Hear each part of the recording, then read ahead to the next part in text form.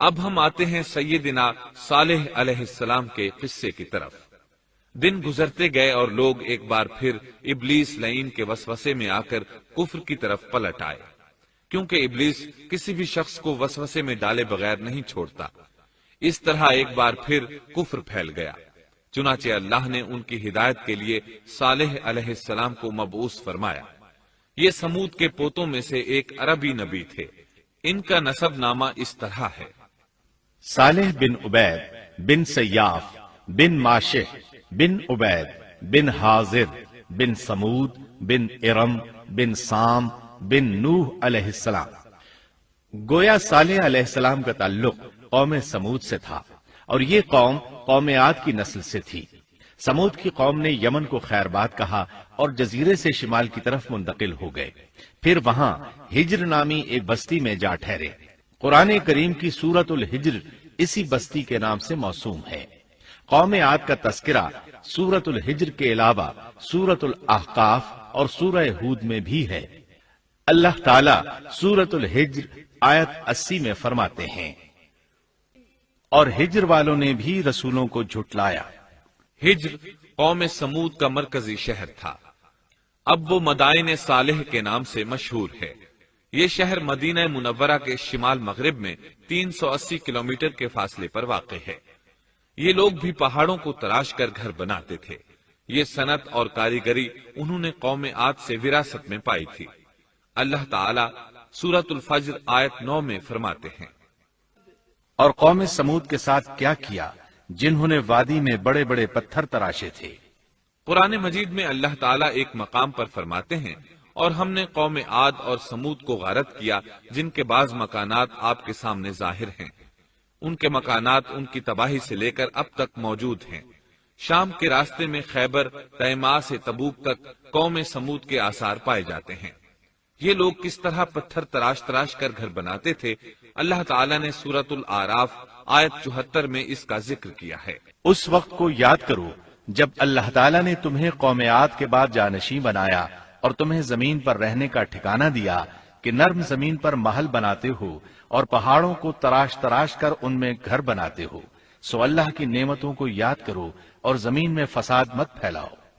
یہ آیت ان کی طاقت، جسم کی صلاحیت اور ماہر فن ہونے پر دلیل ہے۔ پہاڑوں کو تراشنا دراصل قوم عاد کی عادت تھی۔ یہ بھی چونکہ انہی سے تھے، اس لیے وراثت میں یہ کام انہیں بھی آ گیا تھا۔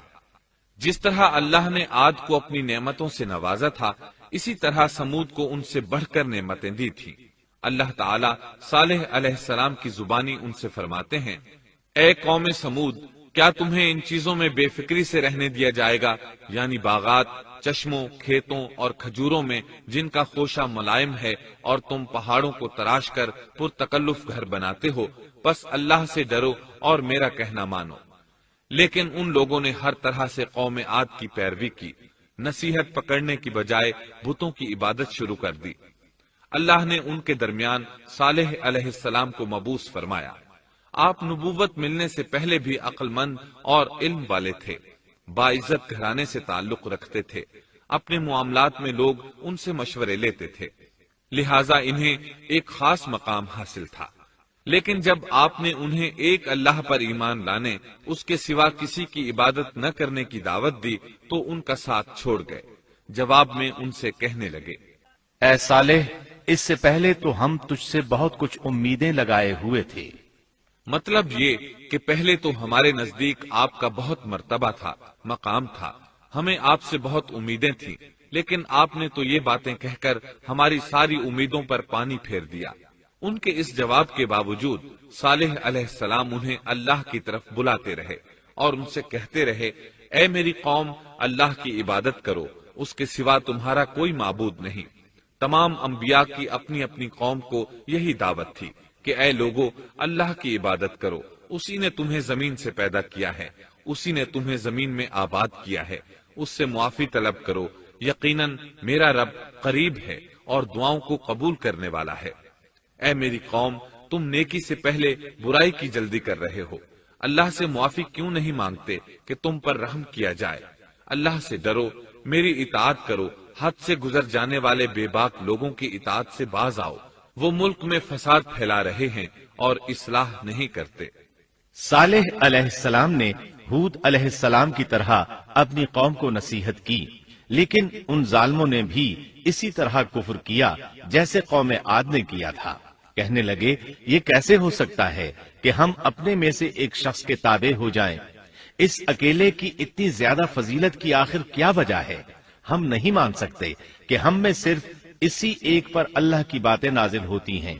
پھر وہ اس سے بھی آگے بڑھے اور اللہ کے نبی کو کھلے الفاظ میں پرلے درجے کا جھوٹا کہا، جادوگر کہا۔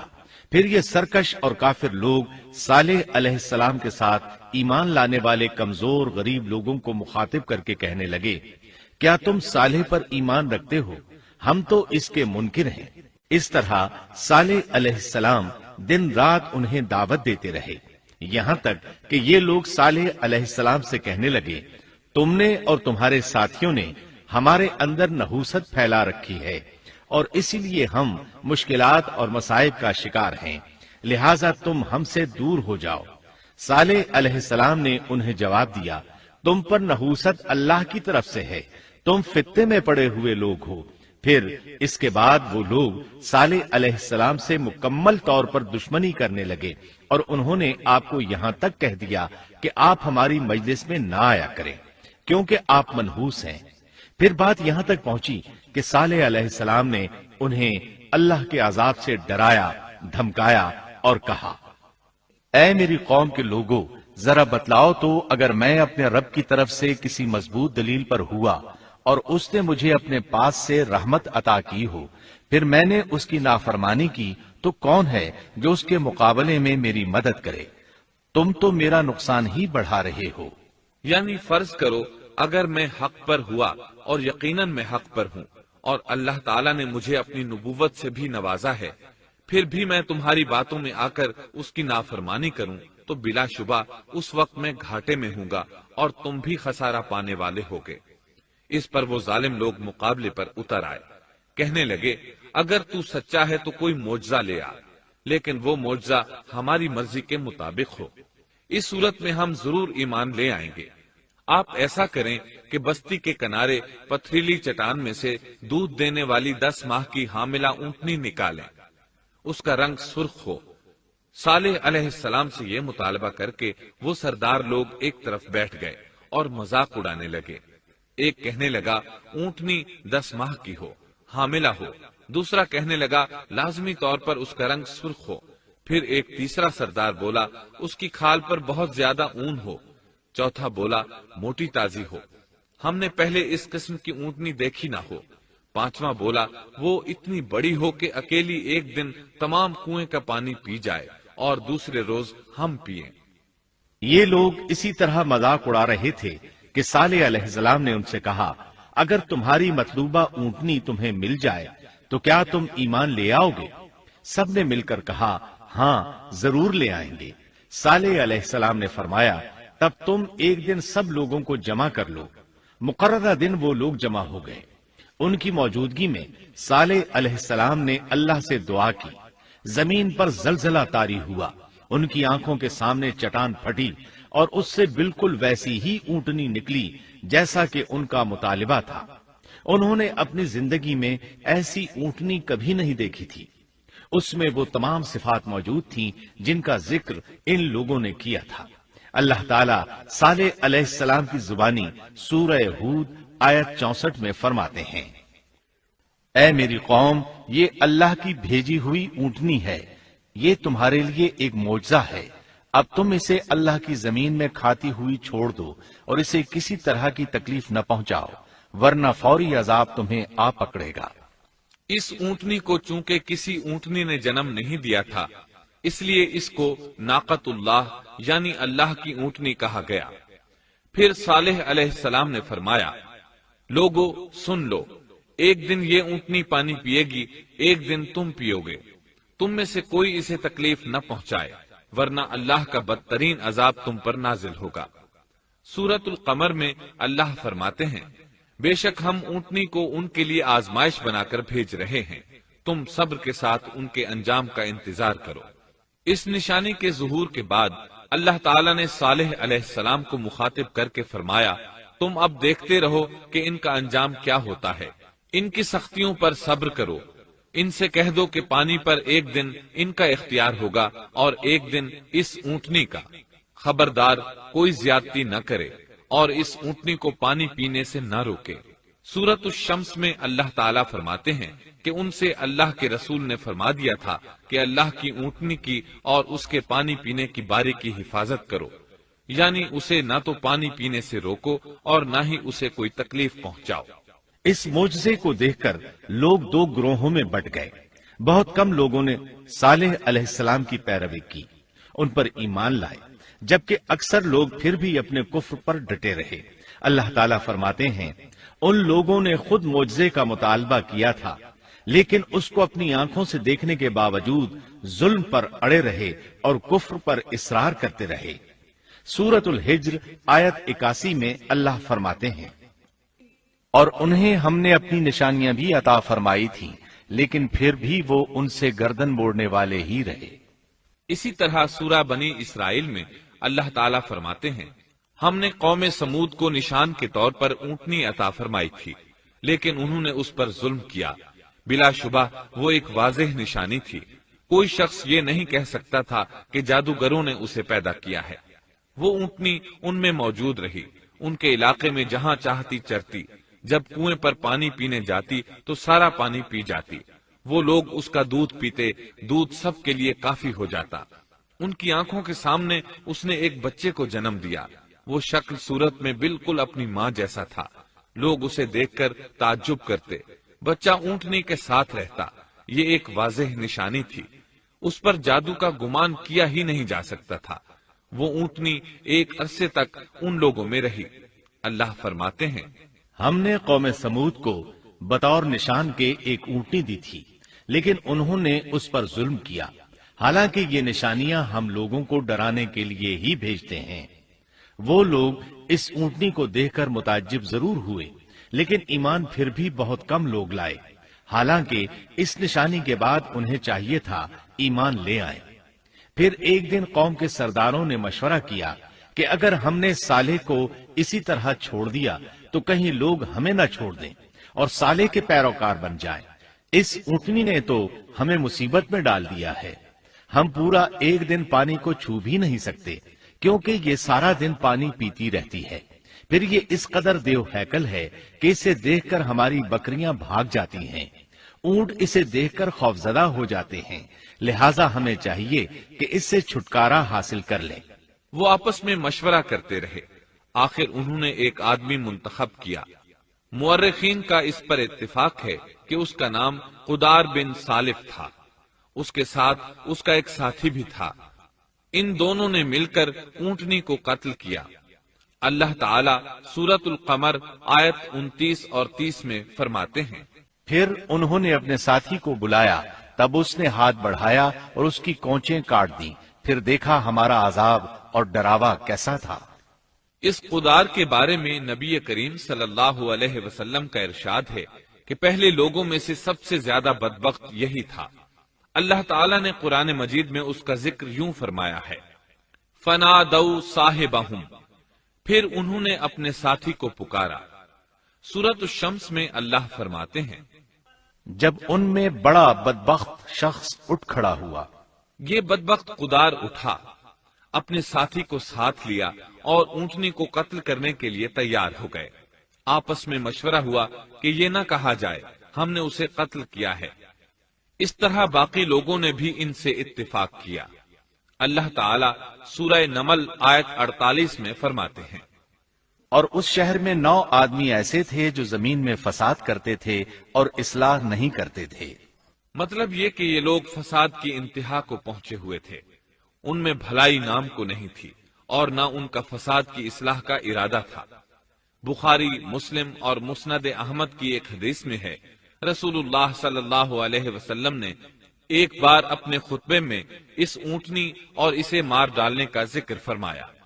آیت اذم بعثا اشقاہا کی تلاوت کرتے ہوئے فرمایا کہ جیسے ابو زمعہ تھا، اسی جیسا یہ شخص بھی اپنی قوم میں عزیز، دلیر اور بڑا آدمی تھا۔ تمام لوگوں نے اس بدبخت کے ساتھ عہد کیا اور اسے یقین دہانی کرائی کہ اگر تمہارے ساتھ کسی نے برائی کا ارادہ کیا تو تمام قوم تمہاری حمایت میں اٹھ کھڑی ہوگی۔ اس یقین دہانی کے بعد یہ بدبخت اونٹنی کے انتظار میں بیٹھ گئے۔ اونٹنی پہاڑ کی طرف سے آتی تھی اور پانی پی کر واپس چلی جاتی تھی، یہی اس کا معمول تھا۔ جب ان لوگوں نے چٹان سے اونٹنی کو نکلتے دیکھا تو اچانک حملہ کرنے کے لیے آگے بڑھے، لیکن اس کا جثہ دیکھ کر خوفزدہ ہو گئے، الٹے پاؤں بھاگے۔ بدبخت قدار نے اپنے ساتھیوں کی یہ حالت دیکھی تو ہنس پڑا اور آگے بڑھ کر اونٹنی کی ران میں تیر مارا۔ اس سے اونٹنی کی ران کی ہڈی ٹوٹ گئی اور وہ نیچے گر گئی۔ پھر اس ظالم نے اپنے ساتھیوں کو آواز دی اور آگے بڑھ کر اونٹنی کی کونچیں کاٹ دی۔ سورۃ الشمس میں اللہ تعالیٰ فرماتے ہیں، ان لوگوں نے اپنے پیغمبر کو جھوٹا سمجھ کر اس اونٹنی کی کونچیں کاٹ دی، پس ان کے رب نے ان کے گناہوں کے باعث ان پر ہلاکت ڈالی اور پھر ہلاکت کو عام کر دیا اور اس بستی کو برباد کر دیا۔ اونٹنی کی کونچیں کاٹ دیے جانے کے بارے میں اللہ تعالیٰ ایک دوسرے مقام پر فرماتے ہیں کہ پس انہوں نے اونٹنی کو مار ڈالا اور اپنے پروردگار کے حکم سے سرتابی کی اور کہنے لگے، اے صالح، جن عذابوں سے تو ہمیں دھمکاتا رہتا تھا، اگر تو واقعی پیغمبر ہے تو ان عذابوں کو ہم پر نازل کرا دے۔ اونٹنی پر حملہ ہوتے ہی اس کا بچہ بھاگ نکلا تھا۔ وہ پہاڑ کی چوٹی پر چڑھ گیا، 3 مرتبہ بلبلایا۔ یہ بدبخت اس کے پیچھے بھاگے اور آخر اسے بھی قتل کر دیا۔ پھر تمام بستی والے جمع ہوئے، اونٹنی اور اس کے بچے کا گوشت تیار کیا اور مزے کے ساتھ اس کو کھایا۔ اس جرم میں ان سب نے شرکت کی، البتہ جو لوگ صالح علیہ السلام پر ایمان لے آئے تھے وہ الگ تھلگ رہے۔ صالح علیہ السلام کو جب یہ خبر ملی تو وہ گھبرائے ہوئے اونٹنی کے پاس پہنچے۔ اونٹنی بے جان پڑی تھی، اس کا بچہ بھی بے جان تھا۔ لوگ ان کے گرد جمع تھے اور ان کا گوشت کھا رہے تھے۔ اس وقت صالح علیہ السلام نے ان سے کہا، اس پر صالح نے کہا کہ اچھا تم 3 دن تک اپنے گھروں میں رہ سہ لو، یہ وعدہ جھوٹا نہیں ہے۔ مطلب یہ کہ تمہیں صرف 3 دن کی مہلت ہے، اس کے بعد تم سب کے سب ہلاک کیے جاؤ گے۔ وہ صالح علیہ السلام کی بات کو رد کرتے ہوئے انہیں دھمکیاں دینے لگے کہ جن عذابوں کا تو ہم سے وعدہ کر رہا ہے، اگر تو سچا ہے تو ان کو ہم پر نازل کر دے۔ اس کے بعد وہ جمع ہو کر مشورہ کرنے لگے کہ آج رات صالح کو بھی مار ڈالو۔ ان کے اس مشورے کے بارے میں اللہ تعالیٰ سورۃ النمل آیات 48 اور 49 میں فرماتے ہیں، اس شہر میں 9 سردار تھے، وہ زمین میں فساد پھیلاتے رہتے تھے اور اصلاح نہیں کرتے تھے۔ انہوں نے آپس میں بڑی بڑی قسمیں کھا کھا کر عہد کیا کہ رات ہی کو صالح اور اس کے گھر والوں پر چھاپا ماریں گے اور اس کے وارثوں سے صاف کہہ دیں گے کہ ہم اس کے اہل کی ہلاکت کے وقت موجود نہیں تھے اور ہم بالکل سچے ہیں۔ اب یہ لوگ صالح علیہ السلام کے گھر کی طرف چلے۔ اللہ تعالیٰ سورۃ النمل آیات 50 اور 51 میں فرماتے ہیں، اور انہوں نے ایک داؤ کھیلا، سو ہم نے بھی ایک ایسا داؤ کھیلا کہ انہیں خبر بھی نہ ہوئی۔ پھر دیکھو کہ ان کے داؤ کا کیا انجام ہوا، ہم نے انہیں اور ان کی ساری قوم کو ہلاک کر دیا۔ صالح علیہ السلام کا گھر پہاڑ کی بلندی پر تھا۔ یہ فسادی لوگ ابھی اوپر چڑھ رہے تھے کہ زمین حرکت کرنے لگی۔ ایک چٹان اوپر سے لڑھکتی ہوئی آئی اور ان تمام کو پیس کر رکھ دیا۔ ان 9 فسادی لوگوں کی ہلاکت کے ساتھ ہی اللہ کے عذاب کی ابتدا ہو چکی تھی۔ چنانچہ صالح علیہ السلام نے اپنے ساتھیوں کے ساتھ اس بستی کو چھوڑ دیا، یعنی وہ ہجر کے علاقے سے نکل گئے۔ صبح ہوئی تو لوگوں نے ایک عجیب منظر دیکھا۔ قوم سمود کے تمام لوگوں کے چہرے زرد پڑ چکے تھے، وہ سب رونے لگے کیونکہ عذاب کے آثار شروع ہو چکے تھے۔ دوسرے دن تمام لوگوں کے چہرے آگ کی طرح سرخ ہو گئے اور تیسرے دن تمام کے چہرے سیاہ ہو چکے تھے۔ اپنی یہ حالت دیکھ کر سب لوگ رونے اور چیخ پکار کرنے لگے، اپنی قبریں کھودنے لگے۔ اب انہیں یقین ہو چکا تھا کہ عذاب کا وعدہ برحق تھا۔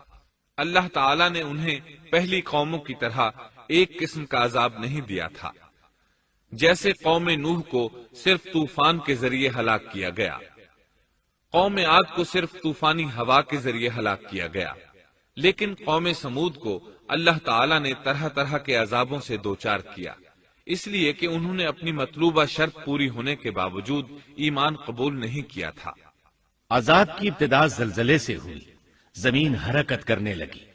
اس کی وجہ سے وہ لوگ اپنے گھروں میں اوندھے کے اوندھے پڑے رہ گئے، ان میں اٹھنے کی طاقت تک نہ رہی۔ پھر آسمان میں سخت کڑاکا ہوا، اس کی ہولناک دہشت انگیز چنگھاڑ نے ان کے بھیجے پھاڑ کر رکھ دیے۔ ایک ہی لمحے میں ایک ساتھ وہ سب ڈھیر ہو گئے۔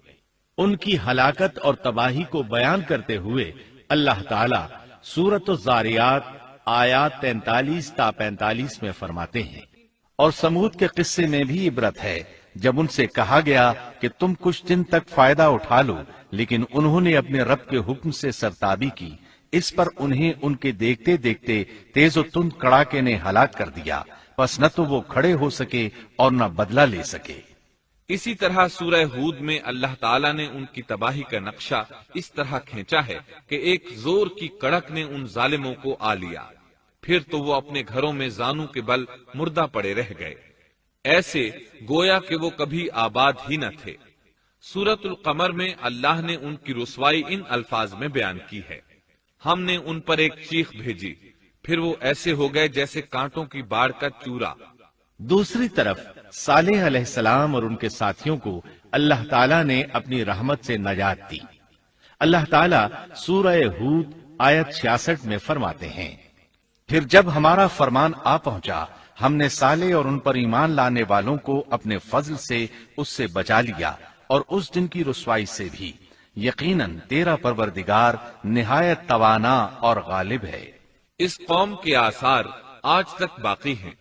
مدینہ منورہ کے شمال مغرب میں ان کے گھر موجود ہیں۔ اب یہ علاقہ مدائن صالح کے نام سے مشہور ہے۔ سورۃ النمل میں اللہ تعالیٰ فرماتے ہیں، پس یہ ان کے گھر ہیں جو ان کے ظلم کے سبب ویران پڑے ہیں، بے شک اس میں دانش مندوں کے لیے نشانیاں ہیں۔ اللہ تعالیٰ نے ان کے نشانات کو آج تک باقی رکھا ہے تاکہ بعد میں آنے والوں کو یقین ہو جائے اور کسی قسم کا شک نہ رہے۔ عذاب کے آثار نمودار ہونے پر صالح علیہ السلام نے ان سے فرمایا تھا، اے میری قوم، میں نے تمہیں اپنے پروردگار کا حکم پہنچا دیا تھا اور میں نے تمہاری خیر خواہی کی، لیکن تم لوگ خیر خواہوں کو پسند نہیں کرتے۔ اس کے بعد صالح علیہ السلام اپنے ساتھیوں کے ساتھ وہاں سے ہجرت کر کے فلسطین آ گئے، وہیں رملہ نامی بستی میں رہنے لگے اور یہیں آپ کی وفات ہوئی۔ نبی کریم صلی اللہ علیہ وسلم صحابہ کرام رضی اللہ عنہم کے ساتھ تبوک تشریف لے گئے تو آپ نے مدائن صالح کے قریب قیام فرمایا تھا۔ صحابہ نے ان کنوؤں سے پانی لے لیا جو قوم سمود کے استعمال میں رہے تھے، کچھ برتن بھی وہاں سے لے لیے۔ آپ کو پتہ چلا تو آپ نے حکم فرمایا، ان برتنوں کو توڑ دو اور اس پانی کو بہا دو، اور اس پانی سے جو کھانا تیار کیا ہے اس کو الٹ دو۔ آپ نے انہیں ان گھروں میں داخل ہونے سے بھی روک دیا جن میں اللہ کا عذاب نازل ہوا تھا۔ آپ صلی اللہ علیہ وسلم نے فرمایا، میں ڈرتا ہوں تم پر بھی ایسا عذاب نہ آ جائے جیسا ان پر آیا تھا، اس لیے ان کے علاقے میں داخل نہ ہوا کرو، اور اگر داخل ہونا پڑ جائے تو روتے ہوئے داخل ہوا کرو، اور رونا نہ آئے تو رونے جیسی شکلیں بنا لیا کرو تاکہ تمہارا شمار ظالموں میں نہ ہو۔ اللہ تعالیٰ فرماتے ہیں، آگاہ رہو، قوم سمود نے اپنے رب سے کفر کیا، سن لو ان سمودیوں پر پھٹکار ہے۔ قرآن میں ان کا قصہ 26 سے زائد مرتبہ بیان کیا گیا ہے۔ اس کے بعد لوگ ایمان کی حالت میں امن چین کی زندگی بسر کرنے لگے، لیکن پھر نئے سرے سے ان میں خرابی پیدا ہوئی۔ شیطان نے پھر اپنا کام دکھایا، ان کے دلوں میں وسوسہ ڈالا، اور فلسطین، عراق، مصر اور جزیرے کے نواحی علاقوں میں شرک پھیل گیا۔ لوگ ایک بار پھر کفر کی طرف پلٹ پڑے۔ اس پورے قصے میں چند عبرتیں ہیں، آئیے ذرا ان کا بھی ذکر ہو جائے۔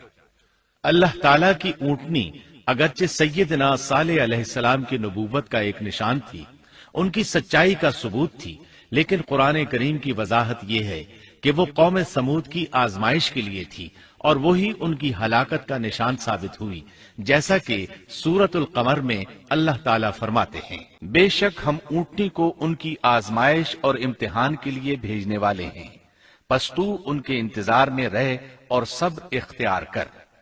سنت اللہ یہ رہی ہے کہ اگر وہ اپنے پیغمبر کو کسی قوم کی ہدایت کے لیے بھیجے اور قوم اس کی ہدایت پر کان نہ دھرے تو ضروری نہیں کہ وہ قوم ہلاک کر دی جائے، لیکن جو قوم اپنے نبی سے اس وعدے پر نشان طلب کرے کہ اگر ان کا مطلوبہ نشان ظاہر ہو گیا تو وہ ایمان لے آئیں گے، اور پھر نشان آ جانے کے بعد وہ ایمان نہ لائے تو اس قوم کی ہلاکت یقینی ہے۔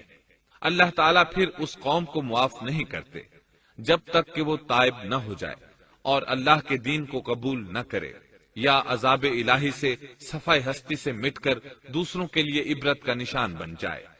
لیکن اس سنت سے نبی کریم صلی اللہ علیہ وسلم کی امت مستثنا ہے، اس لیے کہ آپ صلی اللہ علیہ وسلم نے وضاحت فرمائی ہے، میں نے اللہ تعالیٰ سے دعا مانگی ہے کہ اللہ تعالیٰ میری امت میں عذاب عام مسلط نہ فرمائے، اور اللہ نے میری دعا قبول فرما لی۔ قرآن میں اللہ تعالیٰ نے نبی کریم صلی اللہ علیہ وسلم کی اس بات کی یوں تصدیق کی ہے، اے رسول، اس حال میں کہ تو ان میں موجود ہے، اللہ تعالیٰ ان کافروں پر عذاب مسلط نہیں کرے گا۔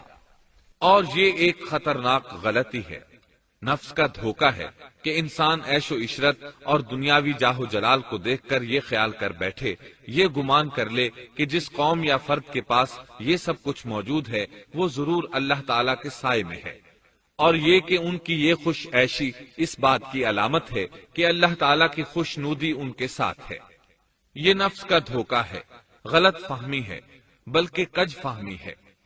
قرآن کریم کے اس واقعے میں جگہ جگہ اس بات کی وضاحت ہے کہ بعض اوقات زیادہ سے زیادہ خوش عیشی زیادہ سے زیادہ عذاب کا پیش خیمہ ثابت ہوتی ہے، اگرچہ قوموں کے لیے اس کی مدت چند ماہ یا چند سال نہیں بلکہ گھبرا دینے والی مدت ہی کیوں نہ ہو، مگر ہر قسم کی دنیاوی کامیابیوں اور خوش عیشیوں کے ساتھ جب ظلم، سرکشی اور غرور کسی قوم کا مستقل شعار بن جائے تو سمجھ لو اس کی تباہی اور ہلاکت کا وقت قریب آ پہنچا۔ اللہ تعالیٰ فرماتے ہیں، تیرے رب کی پکڑ بہت سخت ہے، لیکن اس کے ساتھ ہی یہ بات بھی ہے کہ کسی قوم میں تمام تر خرابیوں کے باوجود اگر قوم سے اکثر افراد اللہ کے شکر گزار ہوں، اس کے بندوں کے ساتھ انصاف کرنے والے اور آپس میں نیک نیت اور خیرخواہی کرنے والے ہوں تو بلا شبہ وہ اللہ کے ہاں مقبول بندے ہیں، اور انہی کو دنیا اور آخرت کی کامیابیوں کی بشارت ہے، اور انہی کے لیے یہ دنیاوی عیش اللہ کی بے انتہا نعمتوں کی علامت ہے۔ انہی الفاظ پر سیدنا صالح علیہ السلام کا قصہ اختتام کو پہنچا۔